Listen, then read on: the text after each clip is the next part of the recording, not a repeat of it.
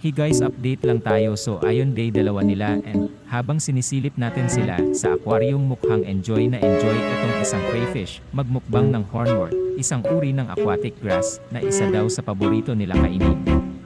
Ayon sa mga vlogger na napanood ko din naman daw mahirap magpakain ng crayfish, kahit ano kinakain nila, basta lumulubog sa ilalim kinakain nila.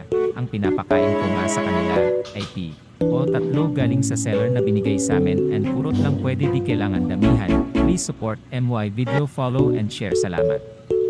Update ulit tayo bukas.